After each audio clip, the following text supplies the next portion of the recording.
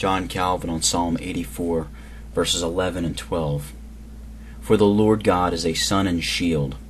The Lord will give grace and glory. No good thing will he withhold from them that walk uprightly. O Lord of hosts, blessed is the man that trusteth in thee.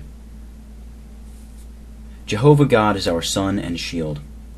The idea conveyed by the comparison derived from the sun is that as the sun by his light vivifies, nourishes, and rejoices the world, so the benign countenance of God fills with joy the hearts of his people, or rather, that they neither live nor breathe except in so far as he shines upon them.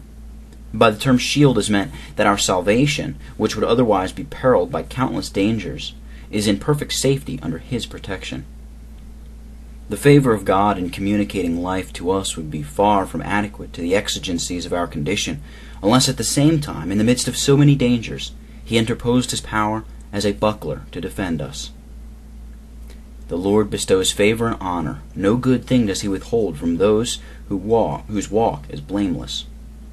After God has once taken the faithful into his favor, he will advance them to high honor, and never cease to enrich them with his blessings. God's bounty can never be exhausted, but flows without intermission. We learn from these words that whatever excellence may be in us proceeds solely from the grace of God. They contain, at the same time, this special mark by which the genuine worshippers of God may be distinguished from others, that their life is framed and regulated according to the principles of strict integrity. O Lord Almighty, blessed is the man who trusts in you. This exclamation with which David ends the psalm seems to refer to the season of his banishment.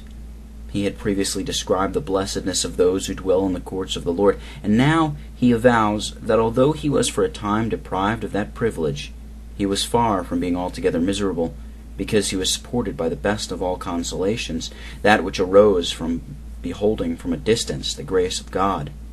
So long as we are deprived of God's benefits, we must necessarily groan and be sad in heart. But that the sense of our distresses may not overwhelm us, we ought to impress it upon our minds that even in the midst of our calamities, we do not cease to be happy when faith and patience are in exercise.